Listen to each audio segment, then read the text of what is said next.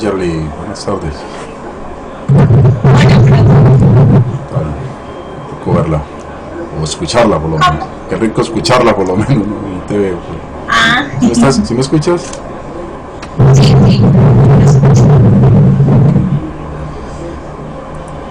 Sí, viendo las personas.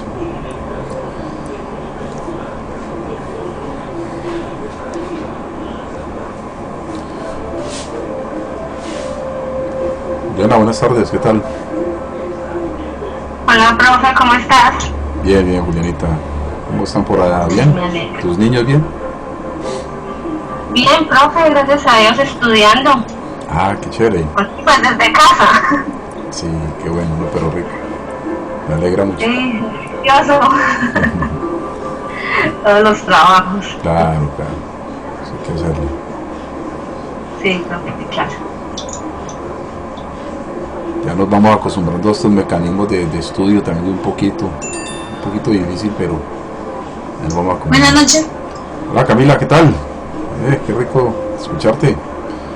Bien, gracias a Dios. ¿Usted? No, súper Gracias. bien, súper bien. ¿Cómo estás por Qué allá? bien. Ah, bueno, me alegra.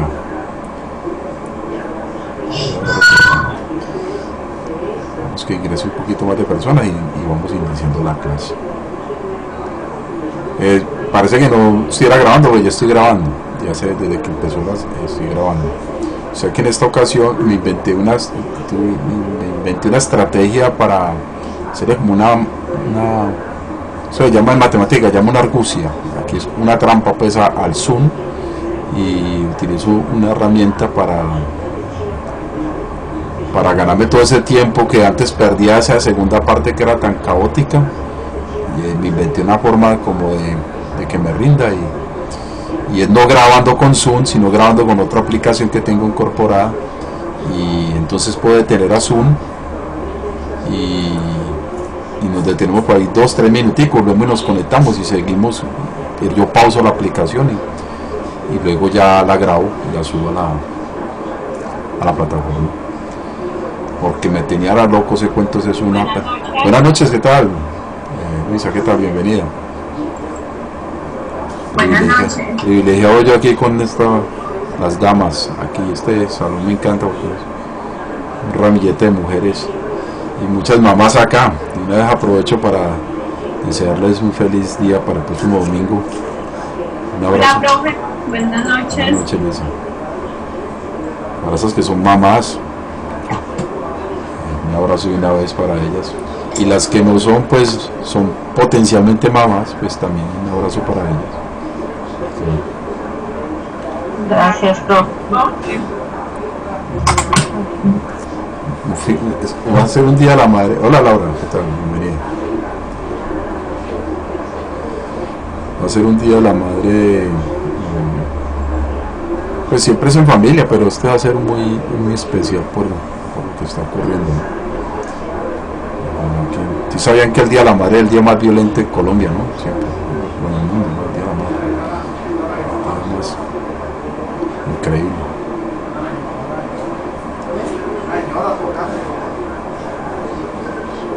Creo que va a ser fatal para Al comercio. los comercios. Claro. Pues entre comillas, porque de pronto mucha gente te creará la estrategia al domicilio, o habrán ciertas ya cosas abiertas, y pues desde ahí se Tal va. vez sea bueno para las tiendas de sentimientos que están trabajando así virtual, Ah, claro. pero Pero yo creo que más allá es estar en compañía, ¿no? Pues en este caso con hola, profe, buenas noches. Buenas noches. Como en la iglesia, ¿no? La señora tocando acá se pasó con el... Buenas noches. Estando ya. Bueno, yo creo que ya hay como suficiente grupo de personas. Nuevamente, buenas noches y un extensivo abrazo de parte mía para las que son mamás, para las potencialmente mamás, porque las que no son mamás, pero van a ser, lo más probable es que van a ser mamás. Un abrazo mío, desde lo personal.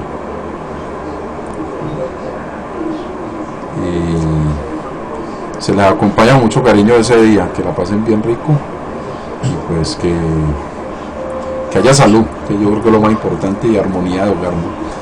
Sería como el tesoro que hay que valorar en estos tiempos tan difíciles.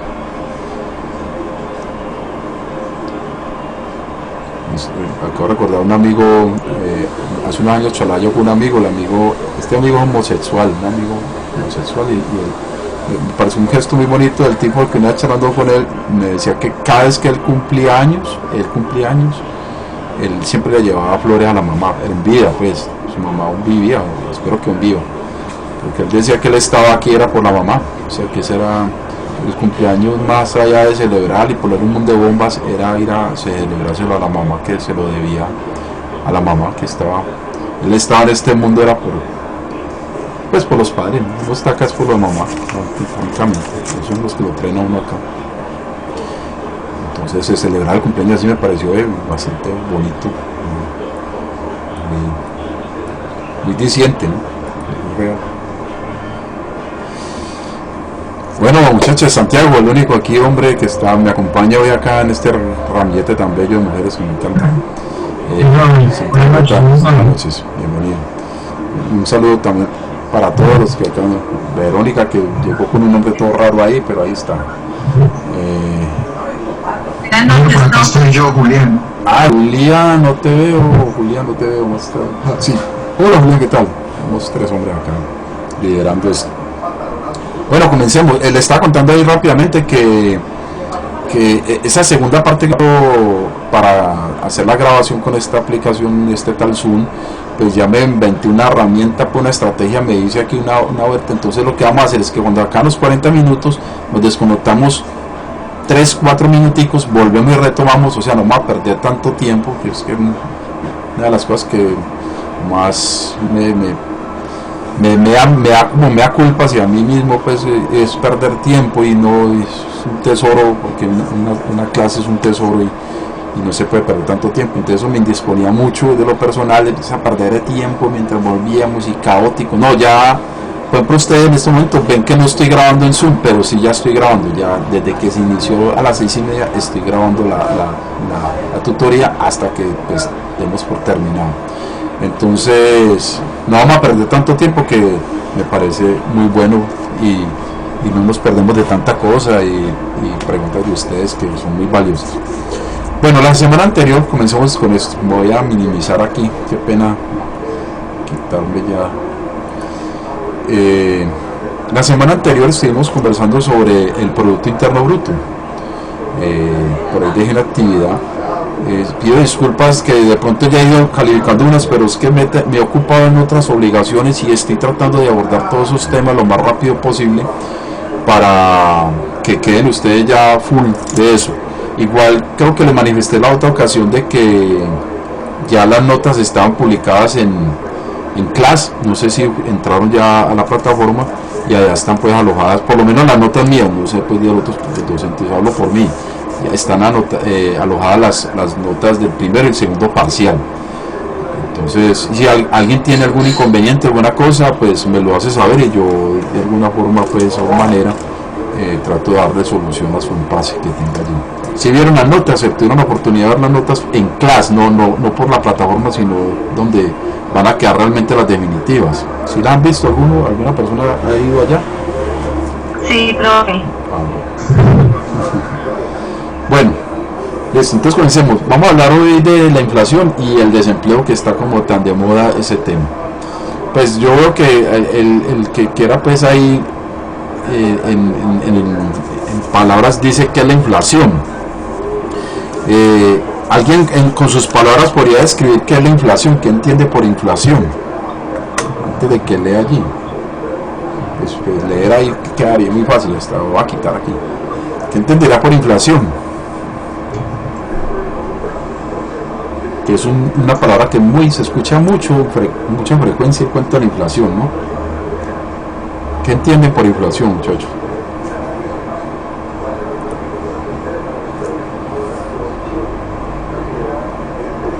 Ni idea. Pero se la voy a colocar así para que la pillemos bien fácil. Profe. Dígame. Eso pues lo entiendo yo como no sé, como un desequilibrio, por ejemplo lo que estamos viviendo nosotros, que es un desequilibrio económico. Buena palabra, me gusta esa, dígame. Como un incremento excesivo de año. Eso, más o menos, eso.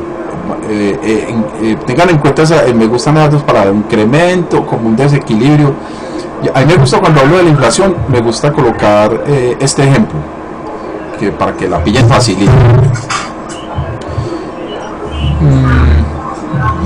Lo voy a colocar con dos ejemplos, El primer ejemplo es el siguiente.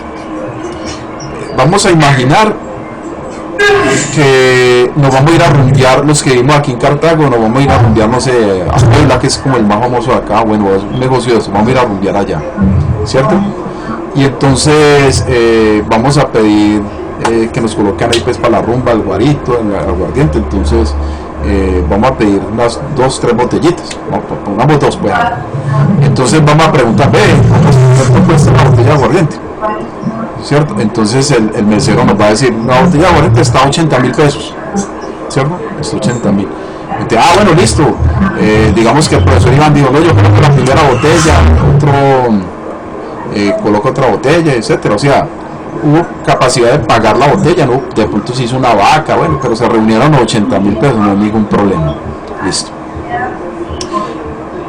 Segundo caso hipotético, vamos a ir al mismo sitio, pero va a ocurrir lo siguiente. Resulta que en un periodo de tiempo hubo eventos de narcotráfico, digámoslo así. Hay mucho dinero circulando, muchísimo. Entonces vamos a ir al nuevo sitio, muchachos, vamos a pegar la rumbiadita otra vez, volvemos todos al mismo sitio, pero haciendo de que hay mucho dinero circulando, demasiado, porque hay narcotráfico, hay un evento ilegal dentro del ambiente. Entonces vamos a ver una botellita para colocar aquí, ¿cuánto cuesta la botella? Entonces nos van a decir, la botella de aguardiente estaba costando $1.000.000. $1.000.000. ¿Cómo así si hace como 15 días estaba 80,000? ¿Cómo va a subir $1.000.000? Sí, 1.000.000. Entonces vemos en la mesa enseguida que hay X personas que colocaron 3 botellas ahí, 3 millones, las colocaron normal. Entonces, ¿qué es inflación? Inflación es que hay mucho dinero circulando, pero yo no tengo capacidad. Hay alguien que tiene un micrófono abierto por ahí, me cuesta ahí hablar, yo no quiero como gritar. Hay mucho dinero circulando y no tengo capacidad de mi bolsillo de poder comprar ese dinero. Entonces, mucho dinero circulando, poca capacidad de pago de un producto como tal. Esa sería la inflación, mucho dinero circulando, muchísimo. Caso contrario, donde haya muy poco dinero circulando, ¿cómo se llamaría?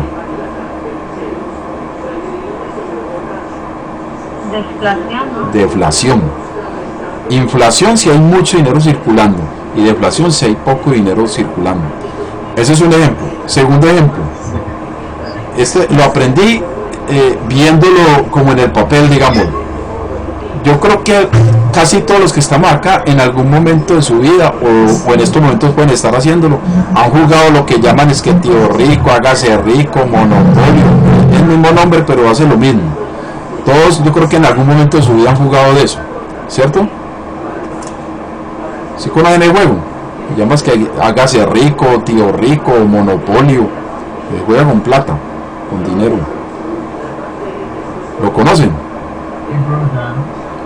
Sí, dinero. ¿Ustedes saben cuándo inventaron ese juego? El monopolio.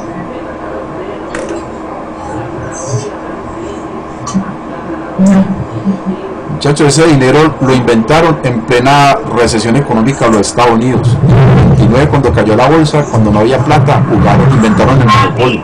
Pero yo casi no la entendí. ¿Esa qué? Esa deflación se dio porque por la venta de muchas acciones, ¿cierto? Sí, lo que pasa es que cuando usted está en el mercado accionario, usted juega con dos cosas, siempre va a haber riesgo, y se venía diciendo que iba a pagar algo, y pasó, bajaron las tasas o subieron, no me acuerdo ya fue lo que pasó. En todo caso no hubo capacidad de sacar el dinero rápidamente y quebró. Eso es muy parecido a lo que ocurrió. También hubo una en el 2008, ¿no? Pero eso fue la crisis inmobiliaria. Eso fue la crisis inmobiliaria. La crisis inmobiliaria afectó también gran parte del mundo. Hay una que se llama El Corralito, que ocurrió en Argentina. El Corralito, muy interesante. Hay una película muy chévere sobre El Corralito. Entonces vuelvo a ir rápidamente al juego de Monopolio, que yo creo que ahí todos han jugado eso. Les lanzo otra pregunta. Cuando han jugado eso, ¿cuánto se demoran jugando? ¿Cuándo terminan eso? ¿Cuánto se demoran? El que lo ha jugado. Hombre, eso uno se aburre, eso nunca o cuando el banco se queda con toda la plata, o cuando una persona se queda con todas las propiedades. Y me he podido quedar hasta todo un día, y para poder determinar el ganador, sumamos propiedades, dinero, y ese es el que... Ok, entonces les voy a enseñar una cosa para los que lo han jugado y para los que lo quieran jugar, que tiene que ver con ese cuento de la inflación y la deflación. Muchachos, los que se han demorado 2, 3 días, como dijo Verónica, que les tocó así, con cariño y respeto, no lo saben jugar, no saben jugar el Monopolio. Les voy a explicar cómo se juega, y un Monopolio se demora 1 hora. En 1 hora ya se acaba el juego, prácticamente. ¿Sabían eso? En 1 hora. Entonces, ¿cómo hay que en 1 hora si yo me demoro 3, 4 días y nada, que quiebra el banco? No es que el banco nunca quebra. Escuchen y verá para que pillen el evento del Monopolio. Y el Monopolio es una fiel copia de lo que pasa con la inflación y con la deflación. Dura 1 hora, Verónica, máximo. Yo aquí en mi casa jugábamos 2 amigos más, 2 amigos y yo, uno economista, yo administrador y otro que ingeniero, y jugábamos los 3, y eso duraba 1 hora. Jugamos campeonato, nos jugamos en una noche 4 y 5 tandas de Monopolio. O sea que es un juego de negociación. Entonces, para que funcione el Monopolio, tiene que jugar de la siguiente manera, que es lo mismo que ocurre dentro de una negociación y dentro de eventos de manejo de dinero. Resulta que usted se puede leer la instrucción al derecho y al revés, pero nosotros le agregamos 3 instrucciones que no están dentro de la negociación, que se le pueden agregar para que el negocio tenga una coherencia correcta como negociación. El negocio es lo siguiente, muchachos, para que vayan pillando. Pero me estoy dando a entender quiero que todos se ubiquen mentalmente en el tipo de juego, ¿cierto? Entonces, ¿qué pasa? Usted reparte el dinero, vamos a iniciar, ¿cierto? Entonces resulta que se está corriendo el negocio, se está comprando las propiedades, van a empezar actos de negociación. Entonces, en los actos de negociación hay una regla muy clara del juego, y una regla que colocamos para que funcionara eso correctamente fue la siguiente. Resulta que ha sido, por ejemplo, yo tengo los dados en mi poder, voy a lanzar, yo tengo los dados en mi poder. Entonces, en el momento que yo tengo los, significa que yo tengo potestad para hablar, para hacer negociación. Vamos a suponer que yo estoy jugando con Camila y con Julián. Estamos jugando los 3 y yo tengo los dados en mi poder. Entonces yo le voy a proponer un negocio a Camila. Le voy a colocar X negocio, le voy a dar una propiedad, voy a hacer un cambalache, un negocio. El proponerle yo un negocio a Camila significa que Julián no puede intervenir absolutamente nada en la negociación, en nada. Porque yo tengo los dados y voy a hacer una negociación con Camila. Nada más con Camila. Y si Julián interviene, es una sanción. Así funciona la bolsa de valores, así funcionan muchos de los negocios. Si él interviene, hay una sanción. Entonces él dice, ay, me van a sacar, me van a hacer cambiar. No, es una negociación. Entonces, esas instrucciones que usted nos está dando vienen en Monopolio. No vienen. Eso no viene ahí. Eso no lo ha encontrado usted nunca ahí. Por eso es que usted demora 3 y 4 días y nunca lo termina, porque usted no sabe hacer la negociación correctamente. Se acaba en 1 hora, eso acaba en 1 hora. Y en el Monopolio vos plasmas tu personalidad, tu forma cuando eres ganador o perdedor, y cómo haces la negociación. Entonces, una de los dados.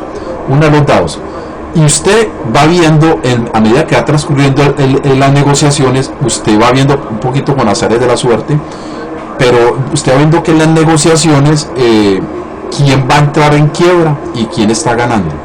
Y hay ciertos eventos de negociación que hay mucho dinero circulando en el circuito económico, mucho dinero. El banco nunca va a quebrar porque el banco puede emitir moneda y no tiene ningún problema. La intención no es quebrar el banco, la intención es acabar a los dos otros oponentes. Y llega un momento en el juego que los otros dos se tienen que quiebran, completamente van a quebrar, por impuestos, por no pago de arrendamientos, por etcétera, etcétera. Pero hay ocurrían momentos del juego de que estaba circulando mucho dinero. Entonces yo pasaba a pagar arrendamientos y no me importaba pagar un arrendamiento. O sea, ¿cuánto le arrendamiento? 2.000 pesos. No, yo pagué, ¿qué le pago? 4 euros. Yo tenía mucho dinero. Ahí había problemas inflacionarios en el juego en ese momento. Estaba circulando mucho dinero donde el pagar se me hacía muy fácil.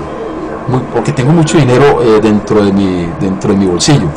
Caso contrario, cuando tenía escasez de dinero, no tenía plata y caía en una casilla donde no tenía capacidad de pago ni pidiendo crédito ni nada, entonces yo estaba en deflación, o sea, poco dinero circulando para mí y mucho dinero circulando dentro del sistema.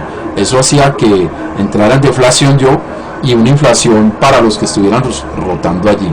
Entonces, y tiene otras reglitas de más que si usted, pero la regla principal era esa. El acto de negociación. ¿Alguien una pregunta por aquí? Un segundo. Buenas noches. Buenas noches. Buenas noches. Entonces, buenas noches. Pero básicamente en una hora se termina eso. Eso no que 2 horas. No. Eso llegó un momento que jugábamos en una noche podíamos jugar. No, una velocidad impresionante. Podíamos jugar unas 7 partidas en una noche y hacíamos campeonatos de eso. Y había momentos que usted ya llega y mira y dijo, no, estoy ya quebrado, yo no tengo posibilidad de ganar acá, y ya declaraba uno ganador al que tenía capacidad pues, de moverse dentro. En algún momento que estemos libres y que estemos dispuestos, de pronto nos sentamos y les enseño a jugar eso realmente, y eso es una raquera porque realmente sí muestra la capacidad de negociación que usted tiene y muestra su personalidad como tal dentro de la negociación. Es una característica tremendamente interesante donde usted, sabiendo que es un dinero ficticio, un dinero ahí en papel, vos demostrás la personalidad que tenés ante el dinero, ante el fracaso y ante la fortuna, ¿no? De manejar dinero. Dígame. Qué pena. Sí. Referente, digamos, por ejemplo, a eso, yo siempre tiraba a comprar las propiedades más costosas, ¿sí? ¿Por qué? Porque me generaban un mayor interés al momento del alquiler. Nunca vi el beneficio de comprarle casas. O sea, ese era el terreno y las casitas, y yo decía, pero es que no sube mucho el valor. Entonces ahora, después de 35 años, me vengo a dar cuenta que nunca he podido, o sea, no sé jugar. Y aparte hay que saber comprar, tampoco es que no, eso hay que saberlo comprar, el banco tiene que saber, porque no se puede comprar de manera, porque desbarata el sistema, no, es progresivo, se controla, el banco va controlando, pero si vos tenés capacidad de comprar, vas a saber qué comprar. El juego está las personas cuando van jugando y digamos le cayó un 7, de una empiezan comprando. No. Y según lo que usted está diciendo, antes de hacer una compra es porque uno ya tiene craneado alguna estrategia dentro del juego. Su estrategia, el juego está tan diseñado que hay unas zonas del juego, creo que la tercera zona cuando vas a arrancar, la tercera, hay una zona que es tan estratégica que uno cree que las más costosas son las que te van a colocar a ganar. Hay una zona que es la tercera zona, que es donde prácticamente se desequilibra la partida como tal de ese juego, que es supremamente estratégico en negociación. Pero entonces yo lo voy cerrando porque la intención era contar el rollo de la inflación soportada en un juego económico que la gran mayoría, que donde yo cuando lo he charlado, prácticamente nadie lo sabe jugar, se lo puedo asegurar. Nosotros lo jugamos acá, impresionante, era un torneo, armamos un torneo, vamos a jugar 50 partidas, y el que más partidas llegara a 50 era el gran ganador, pero éramos dándonos varilla ahí en una hora se acaba ese juego. Eso es lo que me pareció más increíble, pero fue porque se colocaron 2 o 3 reglas muy claras y con esas reglas se tiene que jugar. En las bolsas de valores, muchachos, si ustedes no saben, hay por ejemplo, hay unas normatividades muy rigurosas que si vos, por ejemplo, le dio por levantar ahí la mano, usted ya entró o compró, vendió. O sea, es muy sensible porque son actos de negocio, son unas reglas que si usted no las pone claras, no funcionan. Así funcionan los negocios. Los negocios como funcionan, con unas reglas. Son unas reglas de negociación. Si no se cumplen, se desbarata el negocio como tal. En la vida personal, en la parte amateur, si no hay unas reglas claras, se desbarata el amor, lo que vos tenés armado ahí. Tiene que ser claro lo que usted está, si no, no funciona. Y que es claro, pues decir las cosas, para acá, y la negociación es así. Por ejemplo, nosotros cuando colocamos esa regla, y había otras dos que me escapan, pero esa era la principal, que si yo tenía los dados en mi mano, la otra persona no puede intervenir, ni gesticular, ni empujándome a nada, no puede nada, usted no puede decir nada porque el acto de negociación, que yo ya me volteé para la otra persona, bueno, usted no me sirvió, ya la otra persona no puede dar negociación, no puede entrar absolutamente. O viceversa, cuando la otra persona tiene los dados, yo callado, venga, le propongo un negocio, bueno, propóngame a ver, dígame a ver. Y las negociaciones son bastante interesantes en el desarrollo del juego, unas negociaciones que plasman su personalidad y la forma del desarrollo como tal en la parte financiera. Y entonces cierro ahí, en una hora, de pronto hasta en menos, se puede terminar el juego. Ahí le doy la invitación. Listo, entonces ya di como la explicación generalizada, pues un poquito medio didáctica, de que realmente qué es la inflación. Entonces la inflación es ese tanto dinero circulando, demasiado dinero circulando, pero usted ya no tiene capacidad de pago. Entonces esos problemas inflacionarios que crean, por ejemplo, cuando hay eventos en el narcotráfico, por ejemplo, hay mucho dinero circulando, muchísimo dinero, pero muchísimo, donde usted no tiene capacidad de comprar lo que el otro está comprando porque tiene muchísimo dinero, crearían inflación. Pero es que muchas fortunas las tienen que controlar. ¿Quién controla las tasas inflacionarias en el país? ¿Quién la controla? ¿Alguien sabe? No es de lo que se nos puso la investigación, creo que. El Banco de la República. El Banco de la República es el que tiene que controlar las tasas inflacionarias. O sea, él es el que tiene que saber. Yo no sé si ustedes hicieron la tarea o yo no les dije que fueran a mirar quiénes participan en el Banco de la República, quién es la Junta Directiva del Banco de la República, para que vean y se queden sorprendidos de la conformación tan bonita del Banco de la República y por qué hacen ellos esos eventos, esos movimientos económicos tan increíbles del Banco de la República. Y el control de las tasas inflacionarias, de la inflación, es fundamental en los países, la parte inflacionaria, porque si no se desbordaría el dinero. O sea, hay un país, en estos momentos está, pues ahorita con el coronavirus está, digamos, girada la información está muy concentrada en lo de la pandemia, pero hay un país que hay que estar como referente a nivel Latinoamérica, a nivel de Sudamérica. Hay un país que los invito para que estén muy pendientes y qué es lo que va a pasar con el país, porque el país va a tener mucho dinero, muchísimo dinero. ¿Saben qué país? Aquí en Sudamérica, muchachos, una de las Guyanas, creo que es la Guyana francesa, la Guyana. Ese país lo tienen en la mira porque va a mover muchísimo dinero, muchísimo. Entonces tienen temor de que el país sufra eventos inflacionarios terribles, porque van a venir a borbotones mucho dinero, va a entrar mucho dinero. ¿Saben por qué va a entrar mucho dinero? Ni idea. En el país se encontraron petróleo.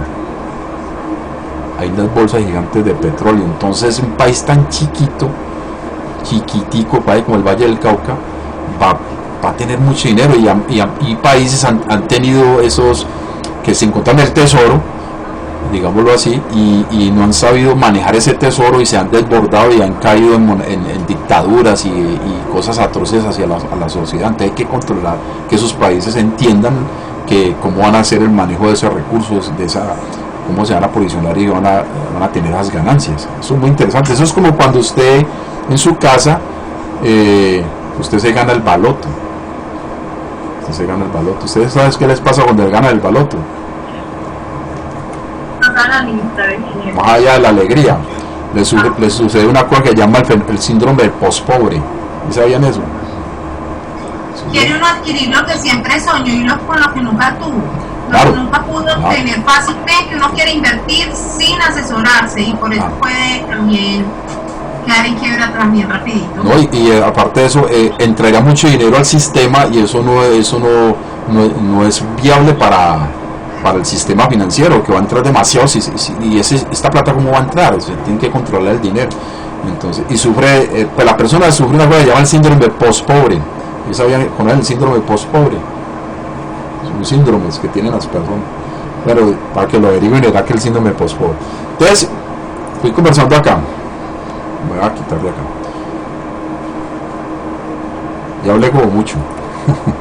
Entonces dice que la inflación, según el diccionario, elevación general del nivel de precios, mire, se elevaron los precios de 80.000 una botella, se elevó a 1 millón, que normalmente es medida con índice de precios. El índice de precios es el que controla los precios al consumo, produce una disminución del poder adquisitivo del dinero y no afecta a todos los sectores o personas por igual, pues los precios o la renta no crecen en igual proporción para unos y otros. Entonces, para el narcotraficante, pues ese incremento de dinero no le importa comprar eso, pero usted que va a comprar lo mismo, le está costando, porque no tiene la capacidad de que tiene esa otra persona.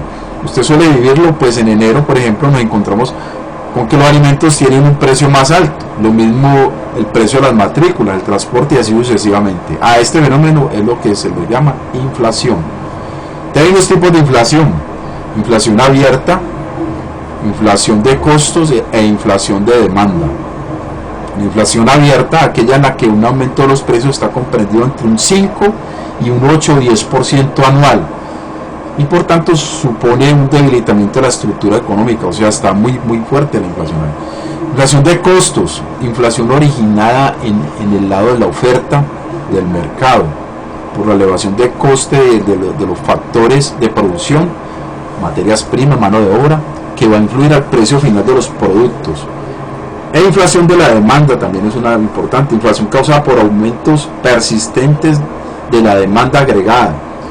Por ejemplo, en una situación de pleno empleo de los factores productivos, el nivel de oferta de la compañía no puede equiparar a la demanda porque provocaría un incremento de los precios. Ahorita les voy a colocar un video que nos va a contar un poco más, nos va a recrear un poquito más.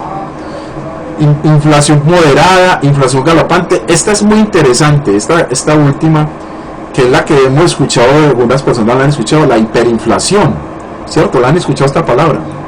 Y hay superinflación, hay super, esta es hiperinflación. Por ejemplo, ¿qué país está sufriendo esta, muchachos? Que ustedes lo recuerden. Venezuela. Venezuela. Entonces es una inflación exagerada, que puede llegar hasta el 1000% el incremento de algunos beneficios. O sea que usted allá, usted es horrible del tanto dinero que tiene, pero con eso no puede hacer nada. O sea, es demasiado dinero circulando, hiperinflación. O sea, usted muy normal puede decir, venga, usted puede ir a traerme allá a la panadería un pan, que cuando no hay esa hiperinflación el pan cuesta, pongámosle 1.000 pesos. Entonces usted dice, venga, como hay hiperinflación, usted no va a decir, vea, tráigame un pan de 1.000, usted dice, vea, tráigame con estos 1.000 millones, tráigame un pan de 500 millones y me trae la de vuelta. Eso es hiperinflación. Muchos países han sufrido unas hiperinflaciones impresionantes. En el África llevaban, por ejemplo, algunos países llevaban la plata en carretilla, y eso no era, ustedes lo han visto ahí en Venezuela, es un ejemplo. Eso se tiene como un tipo de depresión económica. La depresión económica, ¿una qué? Esa parte no es totalmente diferente. Pues que cuando sufre de eventos inflacionarios es que como hay deterioro interno del país, entonces hay una escasez. O sea, hay mucho dinero, sí, usted puede, pero hay escasez al mismo tiempo. Eso es la hiperinflación. Mientras que en la inflación hay mucho dinero, pero usted tiene dinero, pero usted no es capaz de pagar lo que paga con ese tanto dinero. Mientras que en la hiperinflación hay escasez. Entonces el Estado ya no... Penal, me perdí. ¿Cómo así que uno teniendo mucho dinero, pero me perdí ahí? A la hiperinflación. Vale, vale. incremento de los bienes y servicios de la canasta familiar, lo que indica una terrible crisis económica. El dinero, por supuesto, pierde valor. Suele suceder cuando el gobierno emite el dinero sin ningún control y no hay control del gasto. Entonces, hiperflado, o sea, un pan va a valer 1.000 millones de pesos. Vale 1.000 millones un pan. Y entonces usted tiene mucho, usted tiene todo ese dinero, lo tiene todo eso. Pero como lo tiene, al mismo tiempo hay carestía, hay escasez de panes y de papel higiénico, o sea, el Estado está incontrolable ahí en ese momento la situación. Mientras que en la inflación hay mucho dinero, pero si hay artículos para comprar, usted los puede comprar, ¿sí me entiende? Pero hay mucho dinero circulando. Mientras que en el otro hay mucho dinero y de dónde están hasta los artículos, es muy poco, o sea, no, ¿dónde están? Hay como una escasez. ¿Sí me hago entender ahí? Sí, señor. Ok, ¿seguro? Vea, causas de la inflación, exceso de Es dinero. cierto que yo entiendo más cuando usted, por ejemplo, usted lee la teoría y nos explica sus palabras, pero ya son mediante ejemplos, ya me da claridad. Sí, no, claro, no, es que esto es muy técnico, la parte económica es muy técnica, pero uno la ve cuando la siente en el dinero o en el precio como tal. ¿Sí? Por ejemplo, a mí me gusta mucho colocar un ejemplo, lo voy a contar muy rapidito, el ejemplo de cómo funciona el dinero en el tiempo, El dinero funciona así en el tiempo, muchachos, el dinero funciona en el tiempo. ¿Cómo hay que en el tiempo? O sea, porque como el dinero va ganando interés en el tiempo, por eso es que usted lo que cobra es una plata que colocó a un interés y usted gana una plata en el tiempo, ¿cierto? Entonces resulta que hay un ejemplo muy poquito chistosito que tiene que ver con el dinero en el tiempo, pero es para que ustedes vean cómo funciona el dinero, por ejemplo, para Colombia. En diciembre se dictamina como yo creo que les conté esto, no se los conté. Cómo le incrementaron el salario a todos los empleados de Colombia, 1 millón de pesos, ¿cierto? Entonces yo le digo a mi señora en enero, vámonos a mercar. Yo les conté esa historia. No la recuerdo. Entonces le digo a la señora, vámonos a mercar. Entonces nos vamos para, no sé, para Carrefour, para Metro. Entonces entramos, entonces yo le digo a ella, coja 2 carros, vamos a llenar eso, y lo llenan, y va y paga. Pasa febrero, marzo, abril, por ahí en mayo vuelven a hacer el mismo mercado, entonces ella, él le va a decir, no, venga, traiga un carro. Entonces van y mercan, entonces la señora acá mirando, ¿por qué? Bueno. Pasa junio, julio, agosto, por allá en agosto, ya le dice, traiga una canastilla.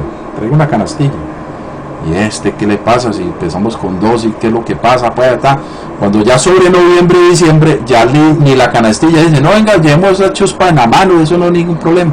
Entonces la señora, digamos que la señora no entiende de economía, la señora va a decir, tiene moza, está mercando en otra parte, porque como empezamos con 2 carros y resulta que terminó mercando con una chuspita en la mano, tiene que estar mercando en otra parte, y resulta que tiene el mismo dinero, pero lo que pasó es que todos los precios de la canasta familiar subieron. Eso es lo que pasa en Colombia, así funciona, ¿sí me entienden? Suben los precios, el IPC, el indicador de precios del consumidor sube, pero su salario no cambia. Eso es lo que se le pide al gobierno nacional, que congele precios. Hay muchos países donde usted una libra de azúcar vale 1.000 pesos, pasan 10 años y sigue costando 1.000 pesos. ¿Me entiende? En cambio aquí no. Eso es el manejo del dinero en el tiempo. O sea, el dinero no por eso es que cada que hay el incremento del salario mínimo, vamos a suponer que suben 40.000 pesos, pero uno se va a la canasta familiar y subió más de 40.000 pesos, que es lo que me están incrementando a mí en el plan. Entonces, ¿qué no hizo? Taco burro. Que no, tiene más, pero subió más. Entonces, ¿qué estamos haciendo? Y ese tiene más, lo va a sostener durante todo el periodo de año. Ese más, esos 40.000 son los mismos, pero todo va incrementando. Entonces, es el manejo del dinero en el tiempo, eso es lo que ocurre acá. Muchachos, va a parar un minutico, regresamos para continuar con la tutoría, porque cumplieron los 40 minutos. ¿Listo? Bueno, señor.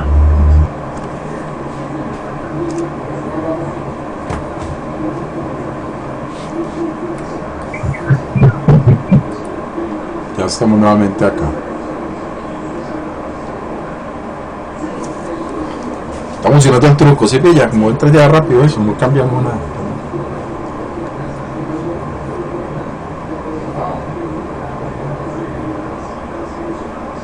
¿Cómo ahí hasta el momento cómo es lo charlando hoy? ¿Cómo estamos?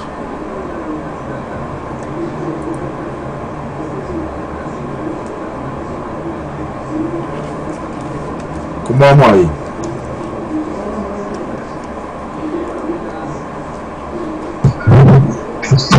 Pues aún todo claro. Ah, bueno. Es un tema muy chévere, ahorita siempre ha estado en boga en el cuento de la inflación y el desempleo.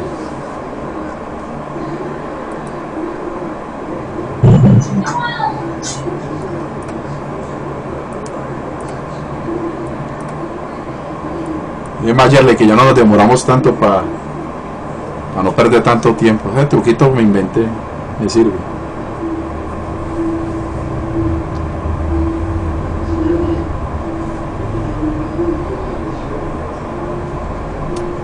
Bueno, sigamos conversando entonces, ¿cierto? No hay ningún problema. Entonces,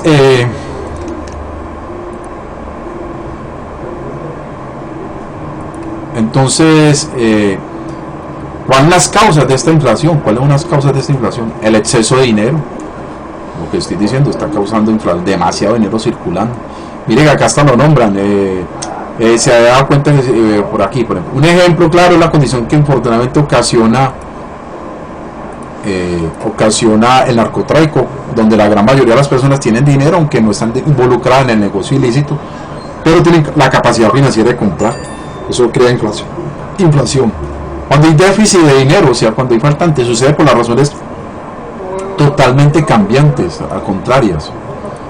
El otro lado, en la medida que las personas no poseen dinero, es decir, si aumenta la escasez, pues va a aumentar los precios de tal manera que van a comprar los bienes y servicios solamente las personas que tengan el dinero para comprarlo. Entonces eso es una cosa que hay que tener en cuenta. O hay mucho o no hay nada, crea déficit o inflación, es eso. Consecuencias de la inflación, bastante interesante. Las consecuencias de la inflación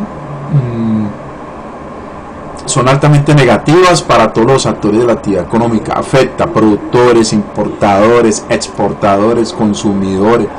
Afecta la estabilidad de los precios y con esto la de los mercados.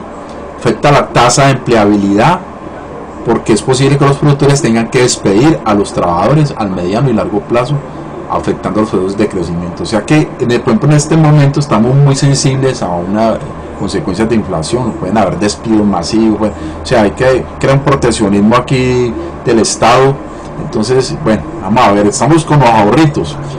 Por eso es que lentamente, digamos, el gobierno nacional está queriendo que vayan incursionando y vayan entrando al aparato productivo, por lo menos las empresas vayan llegando para que empiece a circular el dinero nuevamente.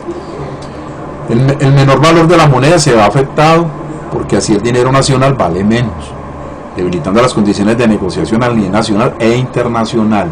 A medida en que se tenga menor valor del dinero, se puede aumentar la cartera, o sea, estoy muy endeudado, afectando los pagos fijos porque ya el dinero no es el mismo.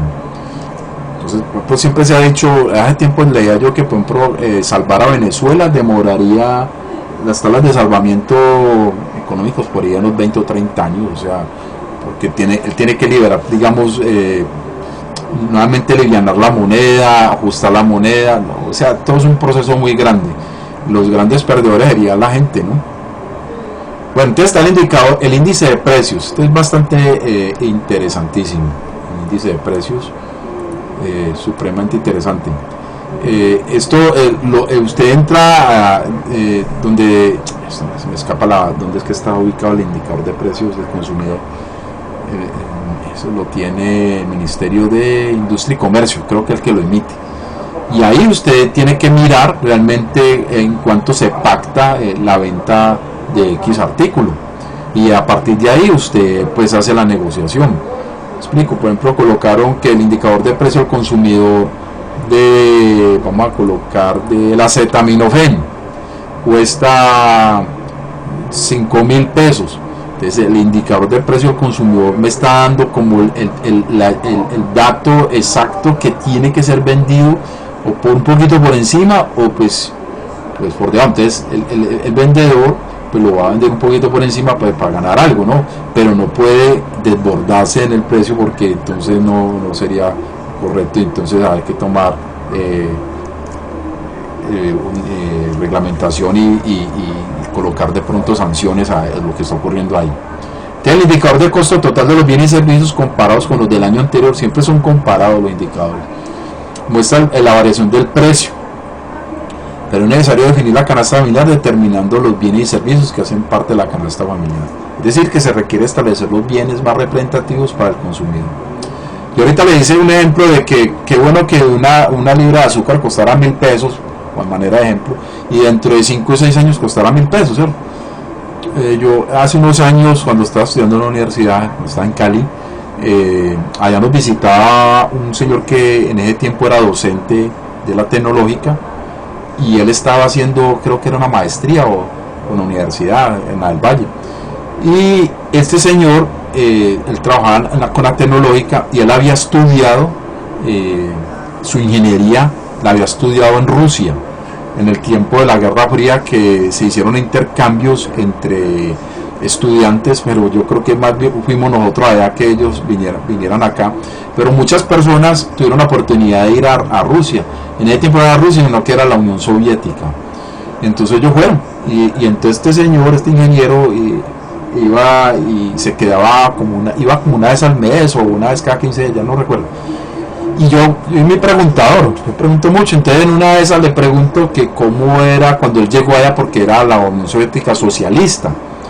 Y entonces aquí voy cuento yo, porque era cómo funcionaba el indicador de precios allá en un movimiento socialista. Entonces él me contó eso, que cuando él llega a la Unión Soviética, digamos que llegó a Moscú, una libra de azúcar costaba, en ese tiempo la moneda que regía la Unión Soviética era el rublo ruso. Entonces costaba, pero pongámoslo en pesos, costaba 1.000 pesos. Y que cuando él se regresó, a los 5 años que él regresa, esa misma libra de azúcar sigue costando 1.000 pesos. O sea que en el mundo socialista, allá se sostenían los precios y cada quien era por igual. Mientras que acá no. Acá usted miren que acabo de leerlo, que hay una variación del precio. El año pasado tuvimos una libra de azúcar, pongámoslo nuevamente ejemplo, la libra de azúcar costó 1.000, ya este año pongámoslo en 1.200, o sea, hay una variación de 200 pesos y siempre es como un incremento. Entonces esto es importante porque va a ser afectación a la inflación que ocurre en Colombia. Pregunta hasta ahí, por favor.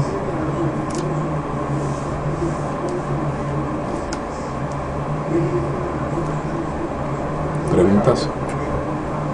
Su silencio aquí. ¿A todo claro, qué? No, pues sí, pues yo ahí voy entendiendo poco a poco. Sí, voy contando, como dices, con contraejemplos, pues uno va entendiendo un poquito este texto que es un poquito ladrilludo. Ahí seguimos. El que tenga alguna sugerencia, preguntar o quiere aportar algo, bienvenido, que para este espacio es de ustedes también. Entonces aquí, es decir, se requiere establecer los bienes más representativos para el consumidor, tales que son la alimentación y las bebidas, el transporte, la vivienda, la salud, el ocio, el vestuario, la educación, y entre otros. Se deben tener los precios de los bienes y servicios para cada año y luego hallar el índice de inflación. A continuación tenemos un ejemplo para establecer la tasa inflacionaria. Entonces mire cómo tiene la tasa del índice de precio del consumidor. Dan una tabla, ¿no? Aquí una tabla. Se determina el precio y el consumo de los bienes para determinar el costo de vida para cada año. En este caso vamos a asumir que la canasta familiar la conforman solo 2 bienes. Ustedes van a coger el precio del bien A, sea panela, lo que usted considere, y el consumo de ese mismo bien. El precio del bien B, póngale arroz, lo que usted quiera colocar, y el consumo de ese bien B. Entonces, ¿cuánto es el costo de vida? Antes dice, para en el año 2007, el precio del bien A, pongámosle sí, panela, el precio era 500 pesos y el consumo era de 100. O sea, digamos que dan 100 panelas al año, bueno, el consumo, lo que usted consume. El precio del bien B, leche, no sé, 1.000 costaba 1.000 pesos la chuspa, la bolsa de leche, y el consumo era de 150 de ese bien. Entonces, si usted 500 por 1.000, por 100, ¿cuánto es? 5.000, ¿sí o no? o 50.000. Y 1000 por 150 lo multiplica y lo suma y le da 200.000. Este 2007 el costo de vida de entre estos dos bienes con consumo fueron de 200.000. Luego hicieron para el 2008, ya el precio aumentó a 800, se consumió, mire lo mismo, el mismo consumo. Se aumentó el precio del bien B en 3.000, el mismo consumo, ya el costo de vida subió a 530. En el 2009 ocurre lo mismo, se sostiene el consumo, y me da 920. Ahí no hay nada raro, ¿cierto? Hasta ahí nada raro. Se elige un año base, como hicimos para el Producto Interno. Tomamos el ejemplo del año 2007. Se va a hallar el indicador de precio del consumidor para cada año. ¿Cómo lo hallan? El costo de vida del año analizado dividido el costo de vida del año base. Te van a coger el año base, ¿quién? 2007. 2007 va a ser el año base. Entonces el costo de vida del 2007, costo de vida del año analizado 2007 fue de 200.000, y el año dividido al año base, que son los 200.000, que es el 2007, lo que me da, pues aquí me da 1, lo multiplica por 100, pues me da 100. Ahora vamos a hacer el indicador de precio para el 2008, dividido ¿quién? El año base, que son 200, que es entonces, pero ¿cuánto terminó el año 2008? Terminó en 530. Lo divide y lo multiplica por 100, me da 265. Hace para el 2009 920 y lo divide entre el año base 460. Mira que hay unos incrementos. Entonces, el 2007 fue de 100, pues fue el año base. Para el 2008 fue de 265 y para el 2009 fue de 460. Entonces, tercero, entonces tomamos el IPC, indicador de precio consumidor, para hallar la tasa de inflación. Vamos a hallar la tasa inflacionaria. Tasa de inflación del año número 2 es el indicador de precio consumidor del año 2. ¿Cuál fue el año 2? 265. Este es el año 1, este es el año 2 y este es el año 3. El año 2, mire que es año 2 menos año 1, porque es una tasa de variación. Recuerden que las tasas de variación es la final menos la inicial. El año 2 menos el año 1, el año 2 fue 265, menos el año 1, fueron 100, dividido el IPC del año 1, hago la resta, y me da 165. Entonces la tasa de inflación para el año 2008, no para el 2007, para el año 2008, porque la tasa inflacionaria del año 2, fue de 165, ¿cierto? Luego haríamos para el año del 2009, me dio la tasa inflacionaria de 360. Entonces yo puedo decir, para considerar el comportamiento de la inflación en Colombia se recomienda, bueno, esto ya les queda a ustedes visitar estas dos paginitas. Entonces voy a tenerme aquí y voy a ir a ver para que pillen unos videitos que les tengo yo alojados en la otra página. ¿Listo? Para que hablamos un momentico del desempleo. ¿Cómo vamos ahí? Profe, Dígame. bien, entendí todo lo que explicó, pero... bueno. ¿Qué? Bueno.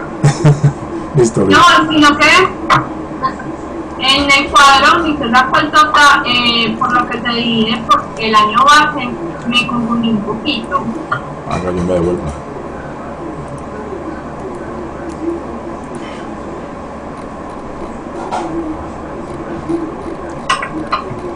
¿En dónde? ¿Acá? No, profe. ¿En la segunda? ¿En esta? En el, ¿En esta o en la primera? en el cuadro principal. ¿En esto? Sí. Ahora, usted traiga la calculadora, coja 500 y lo multiplica por 100. ¿Cuánto le da? 50.000. Me dan 50.000. 50.000, téngalo ahí. Ahora coge 1000 y por 150 le dan 150.000. 150.000, le suma estos 50.000, le dan ¿cuánto? 200.000. Luego hace 800 por 100, 8.000, 3.000 por 150 son ¿cuánto? 350.000, ¿cierto? No, eso da más. 3.000. No, profe, ya entendí. Ya, 450.000. Listo. Luego eso se suma. Y luego se suma. Listo. Muy buena pregunta, ¿no? Todo eso hay que preguntarlo.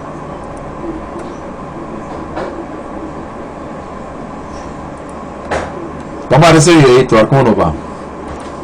¿Qué es la inflación?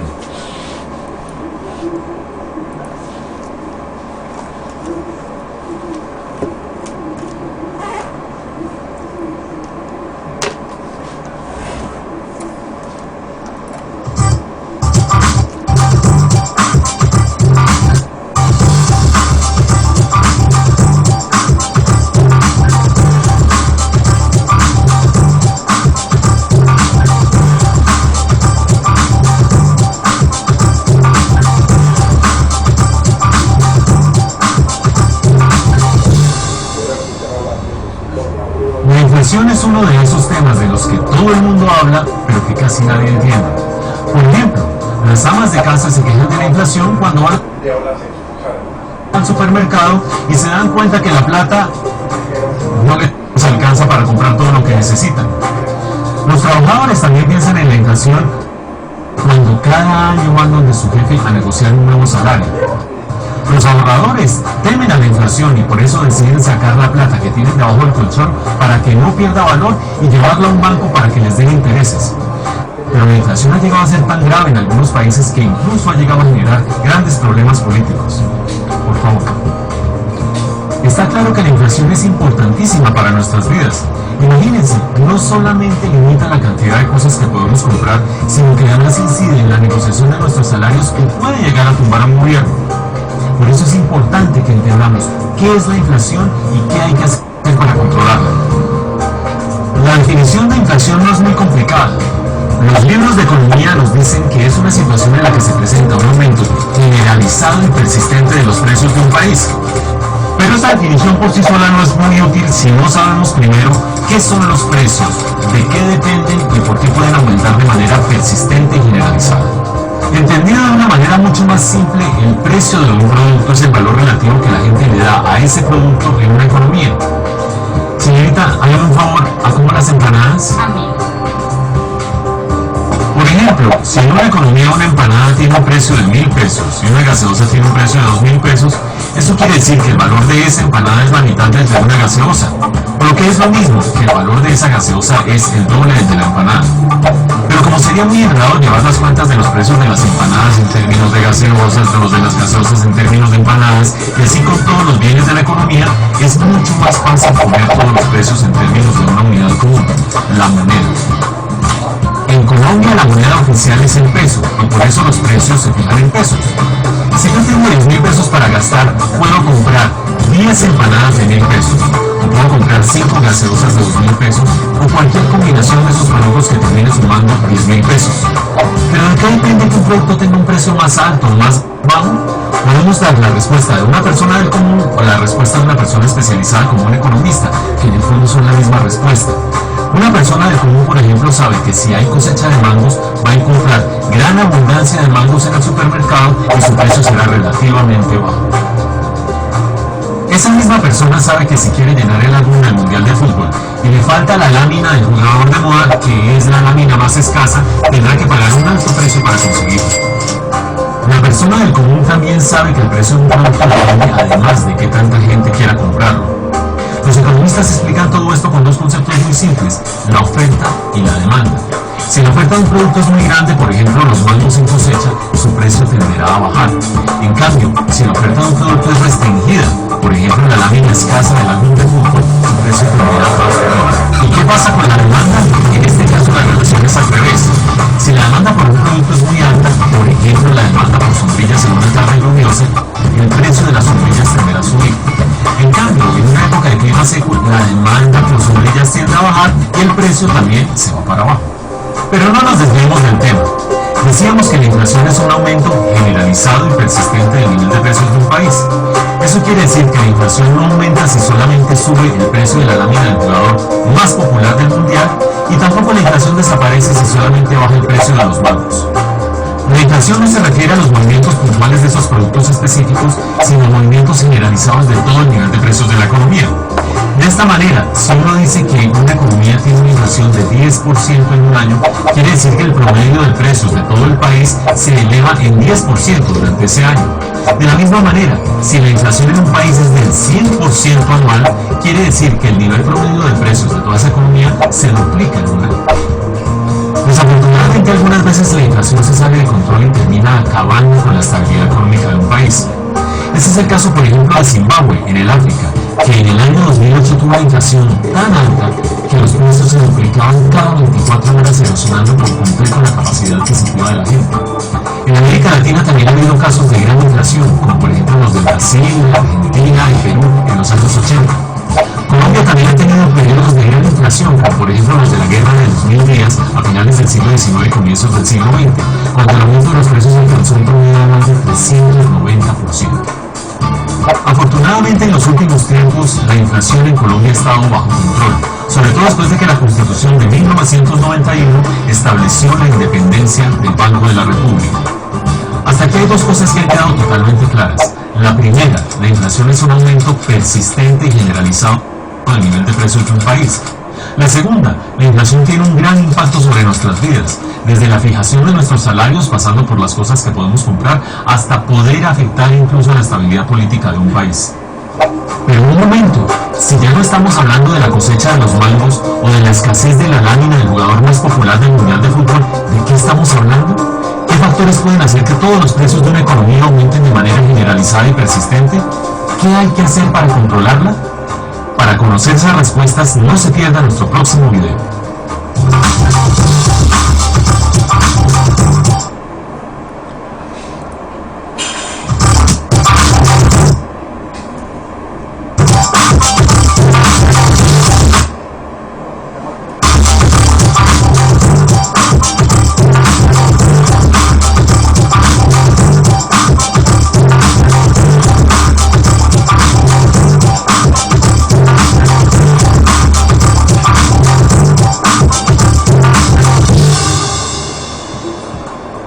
Cada persona tiene su propio mundo, con sus gustos, sus intereses y sus sueños.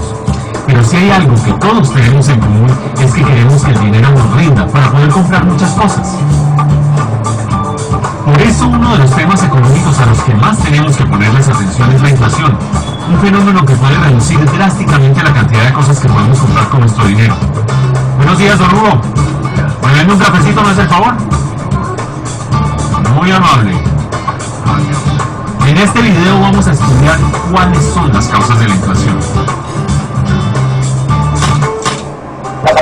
Como ya sabemos, la inflación es un aumento sostenido y generalizado en el nivel de precios. Tomemos un ejemplo, un país en el que la inflación es del 100% anual, es decir, que los precios se duplican cada año. Eso quiere decir que si al comienzo del año yo podía comprar con 10.000 pesos 2 libras de café de 5.000 pesos cada una, al final del año solamente podré comprar una porque su precio se ha duplicado. Un fenómeno como estos trae grandes problemas para la gente y para las autoridades. Para la gente del común, sencillamente porque la plata ya no les alcanza para comprar lo que antes compraban. Y para las autoridades, porque manejar un país donde hay inestabilidad de precios es muy difícil. Cuando se da un aumento en la inflación y todo el mundo está contra la pared, surge la pregunta básica: ¿por qué se produce la inflación? Los economistas clasifican la inflación en dos categorías dependiendo de cuáles sean sus causas: inflación de demanda e inflación de oferta. En una economía se presenta una inflación de demanda cuando los agentes económicos, es decir, el gobierno, las familias, las empresas, tratan de comprar más productos que los que hay disponibles. Eso sucede, por ejemplo, cuando los salarios aumentan más de lo que es necesario para mantener el poder adquisitivo de los trabajadores. Veamos un ejemplo sencillo. Supongamos una economía en la que la producción aumenta a un ritmo del 5% anual, por decir cualquier cosa.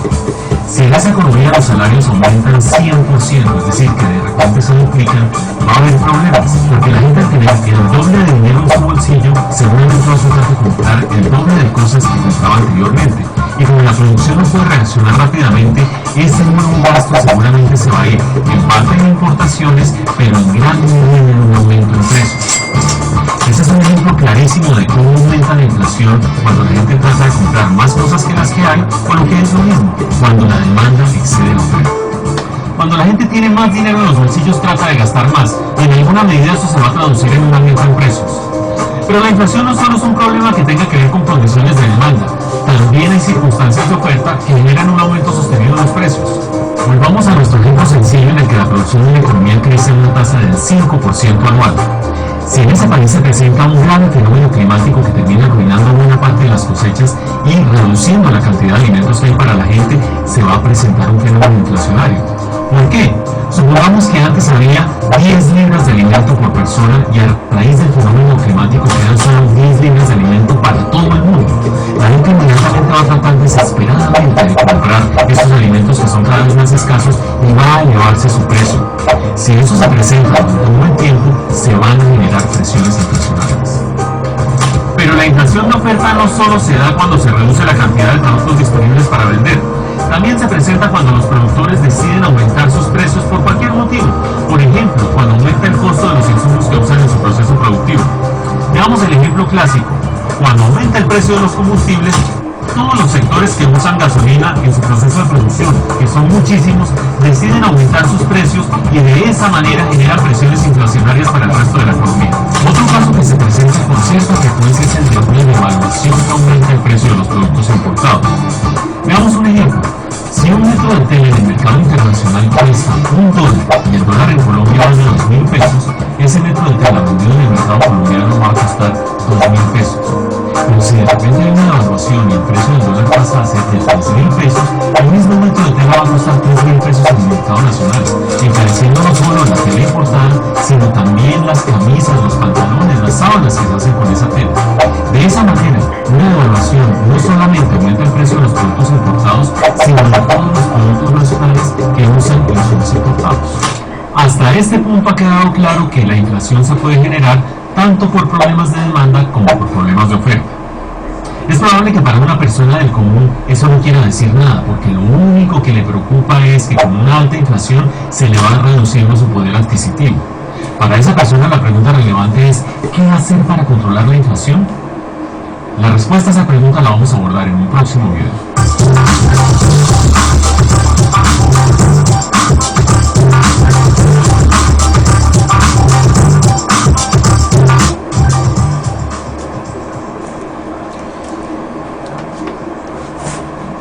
Desafortunadamente eso que dicen en el video lo estamos viendo en la actualidad.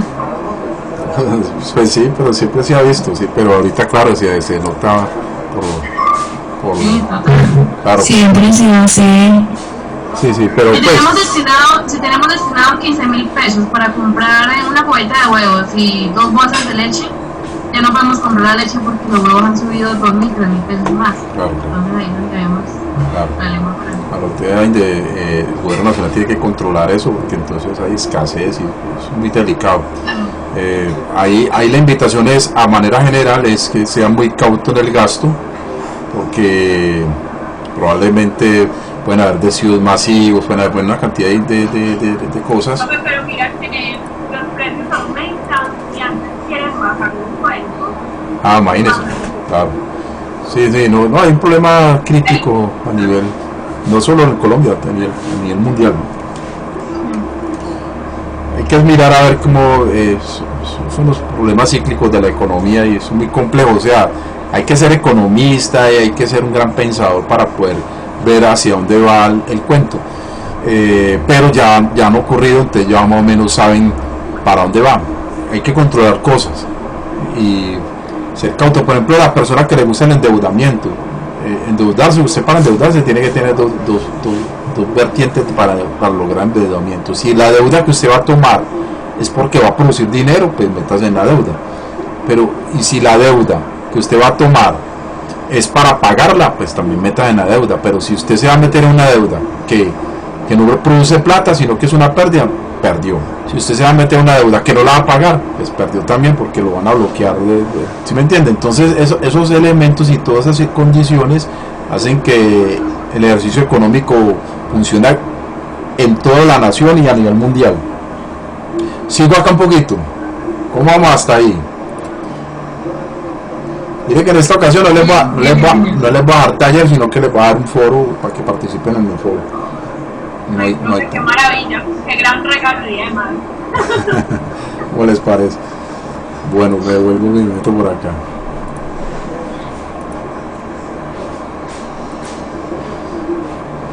Un tema muy de boga, está muy de moda, ¿no? Eso no es. El desempleo. Vamos a hablar del desempleo. Y vamos ya terminando en estos últimos 10 minuticos, ahí que queda de los 40. Desempleo muy de moda pues en muchos países y ayer vi un video en la BBC sobre Italia. Italia está devastado y Italia está impresionante, la pobreza en Italia es impresionante y está atacando fuertemente ¿saben en estos momentos cuál es el país que está más sufriendo en Europa directo el coronavirus en estos momentos? ¿Quién el que va de segundo a nivel mundial? ¿Saben cuál? Italia. No, Italia está como de cuarto ya. El que está de segundo actualmente es la Gran Bretaña. Está segundo después de Estados Unidos. Está sufriendo la Gran Bretaña, miles de personas están muriendo. El concepto de desempleo, según el diccionario económico, desempleo es la situación en la que se encuentran las personas que, teniendo edad, capacidad y deseo de trabajar, no pueden conseguir el puesto de trabajo viéndose en una situación de paro forzoso, es decir, no trabajan. Repito, desempleo es la situación en la que se encuentran las personas que, teniendo edad, capacidad y deseo de trabajar, no pueden conseguir un puesto de trabajo viéndose en una situación de paro forzoso. Eso es desempleo, así lo determina desde la parte económica. Entonces, se necesita una estructura de población para poder determinar los factores del desempleo. Para considerar el desempleo es importante tener en cuenta que la estructura de la población de un país, con el fin de poder hacer respectiva de medicina y establecer los índices, entonces en primera instancia tiene la población total, que está conformada por las personas que están en edad de trabajar, que son las personas que tienen entre 12 años. Y dice, pero un menor de edad, ¿cómo va a trabajar? Sí puede trabajar, pero con autorización del padre, 12 años, entonces sí ya tiene capacidad de trabajo. Y más de las zonas urbanas hasta los 65 años, a los que están entre los 10 años y más de los 60 en las zonas rurales. Es decir, se queda por fuera de esta clasificación los menores de edad y las personas adultas mayores. La población total, conformada por la población económicamente activa, que son las personas que acuden al mercado laboral en busca de un empleo, algunos lo encuentran y otros posiblemente no. La población económica inactiva son las personas que no acuden al mercado laboral en busca de empleo, o por ejemplo los estudiantes, las amas de casa y las personas que reciben una renta que generan sus ingresos para atender sus necesidades. Ahora, las personas económicamente activas las conforman los grupos de empleados u ocupados, desempleados desocupados y los subempleados. Ahora, como es una estructura mencionada, en la gráfica, esto es población total, 42 millones, ¿sabes si la cifra esta la daría el Dani? 42 millones 90.502. Población de edad de trabajar, 32 millones 427.977. Habría que revisar pues si la cifra en este momento es esta exactamente igual, pero podríamos tomémosla como base. PNT, población que no está en edad de trabajar, 9.662.525. Estamos hablando de toda la población total, ¿no? De esta tajada, de este gran pastel, 9.600.000 es un porcentaje que sale de acá. Población EA, población económicamente activa, 18.256.312 personas. PIE, población económicamente inactiva, 14.171.666. O ocupados, de desocupados, ese es subempleados, 15 millones de ocupados. Creo que en estos dos últimos meses el desempleo aumentó, no recuerdo la tasa y se me escapa, como el 2% aumentó, creo. Bueno, dice aquí conceptos relacionados con el empleo. O sea, ¿qué significa empleado, subempleado y desempleado? A nivel de población, empleado es la persona que tiene un contrato laboral de tiempo completo, por lo tanto recibe un salario por su labor, porque labora, no trabaja, labora. Mire que aquí dicen contrato laboral. Recuerda que yo les decía, no, usted no trabaja, usted labora, ¿cierto? Subempleado es la persona que tiene un contrato laboral de un tiempo inferior a 48 horas semanales y recibe un salario proporcional con el tiempo trabajado. Aquí en esta zona hay mucha población. Desempleado es la persona que no tiene ningún tipo de contrato laboral, por ende no recibe ningún tipo de salario. Entonces se considera desempleado. Indicadores de desempleo, subempleo y desempleo. TBP se llama la tasa bruta de participación. En esta tasa se busca medir de manera relativa el segmento de personas que acuden al mercado laboral en relación a la población total. Entonces dice TBT, o sea, la tasa bruta de participación es PEA. ¿Quién es PEA? Población económicamente activa, o sea, los 18 millones. Y recuerden estos 42, entonces sería, vamos a ver si aquí la hacen, entonces cogerían aquí los 18 millones y los divide entre los 42 y lo que le da lo multiplica por 100 y ahí encontró el indicador de qué, tasa bruta de participación. Esa sería la tasa bruta.